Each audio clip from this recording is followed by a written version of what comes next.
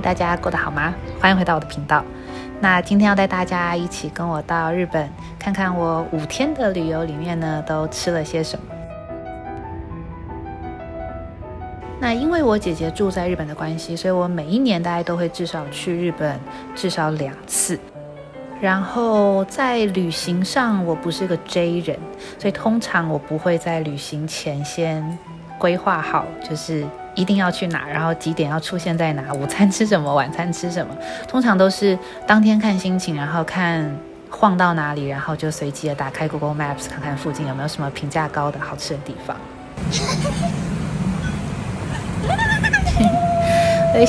一下飞机就先来跟 Jody 碰面，因为 Jody 刚好也在日本。那我们原本是要去吃银座沟，但到了之后发现排队70%都是台湾人，我们就直接放弃了。来到旁边这一间叫做银座龙月的拉面店，我点这个是盐味拉面，它就是比较清爽的汤底，然后不会有很浓的猪肉味。那在店里吃的大部分都是日本人，还点了一个这个本日特餐，它就是日本好吃的白饭，然后配上生蛋，撒上海苔丝，很朴实的口味。Jody 点的这个是沾面，然后它是鱼骨汤底的，超好吃，大推。吃完拉面后，我们就到旁边走路2分钟的这个酒吧，叫做 Little Smith。那这间店呢，原本就在我们这一次想要踩的酒吧清单里面，也因为这次我们住在银座，就想要好好利用这个机会多跑几间。那也是这一趟才知道说，原来日本有一些酒吧都是有收一个，应该是叫做入席费。这间店的酒吧的入席费用1个人是1500日币。那他们就会包含了有一个这个开胃的咸汤，然后会附一些小点。我点的第一杯是叫做 Pistachio Sister，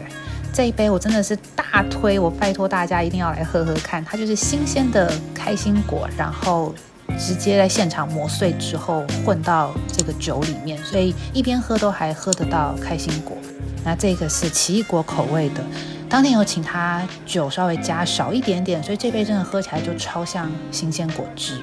后来又点了第3杯，一样是 seasonal fresh fruit， 那这一杯是 strawberry 口味，这一杯就比较没有让我超级惊艳，一样是好喝，但相对来说我觉得好像草莓糖浆的口感有点比较重一点。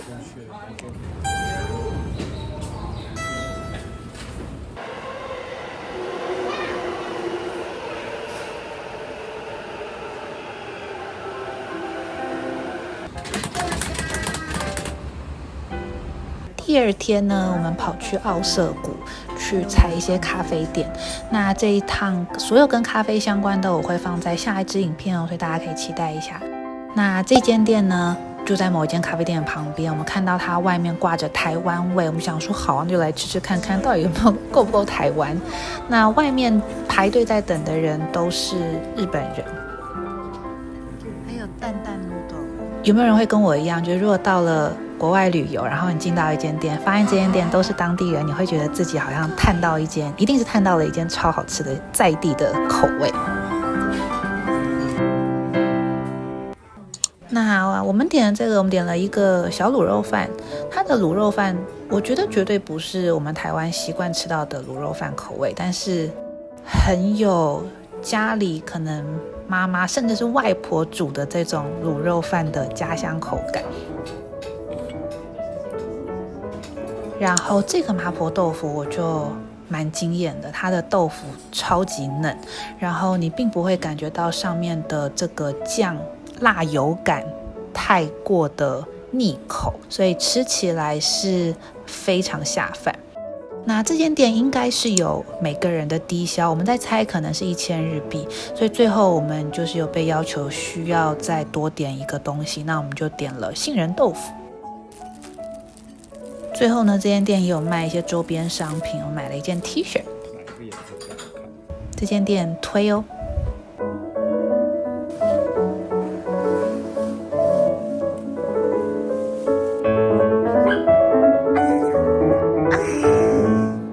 晚上的时候我们回到了银座，然后也是很随性的查到这一间叫做梅林的猪排饭。第一个点这是特别猪排冻，特别猪排冻就是上面会多附一个这个半熟蛋。此时此刻我在剪片的时候看到这个蛋，我真的超级饿。partner 点的是这个炸黑猪排套餐，那它的 menu 上面有写说，其实黑猪排跟一般猪排差别就是黑猪排可以看到，我不知道你们看没看到，它旁边有一层油脂，然后它的油脂会是比较鲜甜的，我没有想到它真的吃得到这个甜味。然后我本人其实不是特别爱吃炸猪排的人，因为我总是觉得它很多炸猪排会刮嘴或是刮舌头，但这家的真的不会，非常好吃。然后我一边吃，我还是在觊觎 partner 的炸猪排。这间店下次我会想要再回访。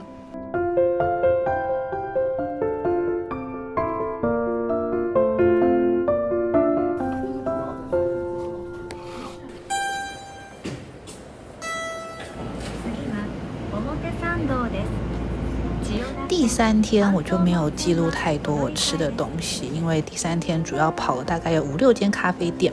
然后这次很幸运哦，就是我没有特别注意到我来的时间是樱花季，但是却赶上了樱花季的尾巴，所以看到超多的樱花雨，很像那个我们 LINE 对话的背景，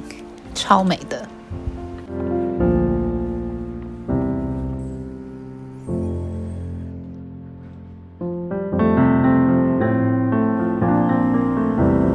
所以第3天就在回饭店前呢，在银座附近的这一间应该是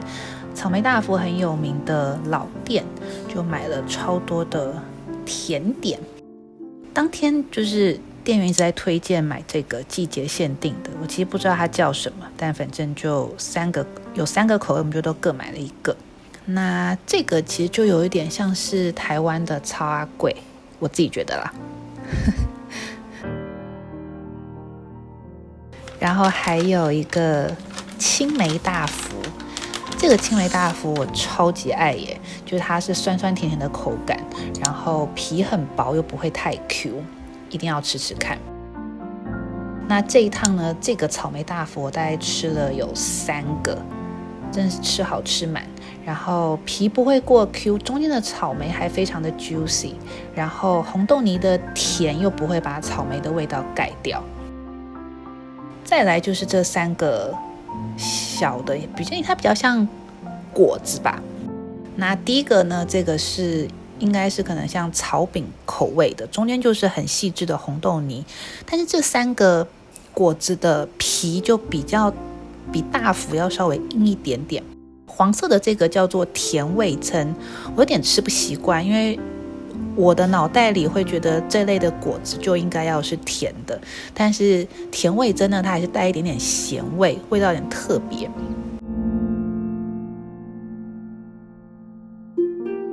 这盒草莓是在无印良品的超市买的，然后喜欢配优格。在日本买优格要看一下它的成分哦，因为日本很多优格都是有加糖的，所以要看一下它是不是内容物是没有砂糖的成分。日本的草莓口感就真的跟台湾我觉得蛮不一样的，它是肉质是比较扎实的，然后草莓的香气很浓郁，一次可以吃掉1整盒耶。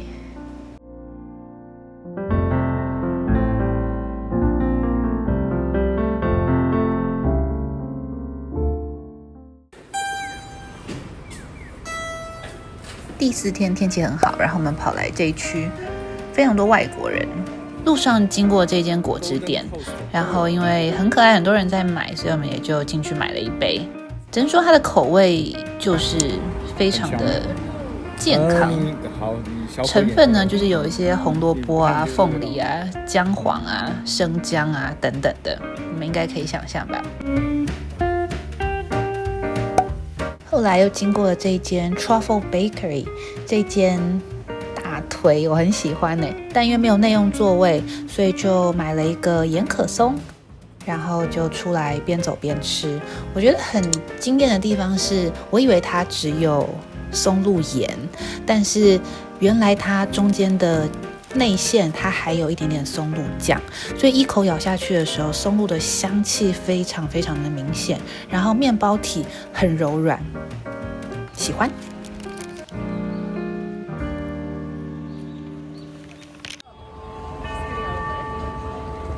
晚餐呢又回到了银座，原本要去吃一间百货楼上的 Shabu Shabu， 但是他大概8点就已经不接受再抽号码单了，所以就到附近随便经过了一个这个看起来里面人还蛮多的一个天洞。我在剪片的时候才发现，原来他门口的招牌就英文的上面就写说它是 Casual Tempura Restaurant，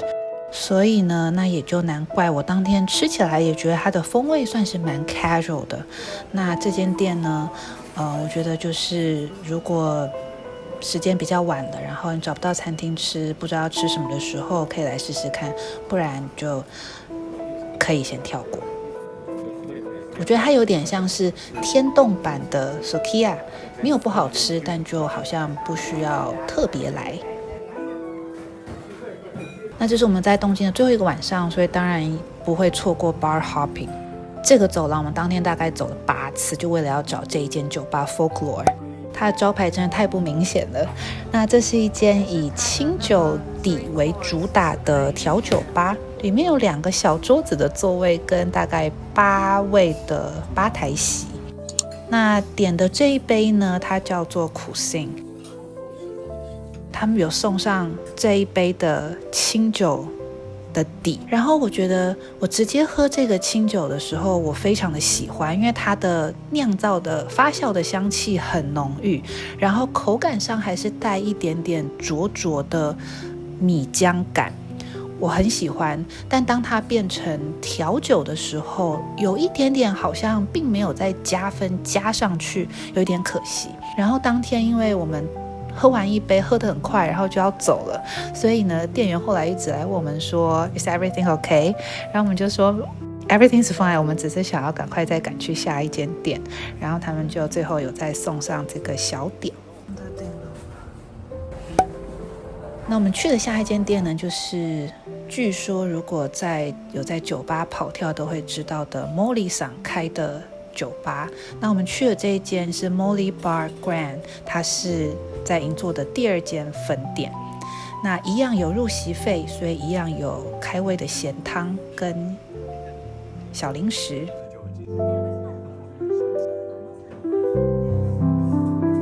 我点的第一杯，这一杯呢叫做 Alexander， 那这一杯是白兰地加上新鲜的 cream。我只能说他们的酒放得非常大方。那对于我这个酒量不好的人来说，这杯酒对我来说有一点点 strong， 然后喝完大概3口，我就已经觉得快要不行了。那当天很幸运，就是 Molly 桑他就在酒吧里面。那来这间酒吧，你如果是点 Martini 或者是 Molly 桑发明的调酒，就会是由他亲自帮你调。那这一杯叫做 Sakura 2020，我觉得这一杯除了风味以外，它在视觉上根本就已经是个艺术品等级，我觉得是个很好的经验。当天在喝这一杯的时候，完全就是抱着一个非常崇敬跟感恩的心情在品尝。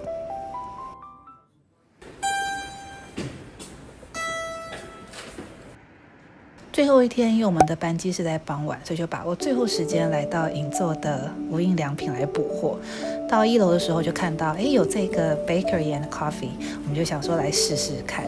那后来一查才发现，原来好像在东京目前有这个 Coffee and Bakery 的也只有银座这一间旗舰店。那它所有的面包呢，都是在旁边有一个透明厨房现做的，所以当时看到这个透明厨房的时候呢，就有一种好像在台湾看到鼎泰丰厨房的既视感。点了一个鸡肉三明治，那它三明治是冷的，不过我们吃下去的时候非常惊艳的，因为它面包体很软，然后非常的蓬松，中间的鸡肉有点像是舒肥鸡淋上的照烧酱，然后吃起来不会过咸，所以觉得当一个早午餐或者是你饿的时候随手抓一个就非常的完美。然后咖啡一杯400日币，所以其实就中规中矩，也不会过水。所以如果你有到银座的话，都推荐可以来这边试试看哦。然后也欢迎你在底下留言告诉我你们有什么东京的爱店，然后这样我下次去就可以踩起来。那今天影片就到这边，希望你们喜欢。下支影片会跟你们分享这次在东京踩的所有咖啡店。那我们就下支影片见喽，拜拜。I won't stop.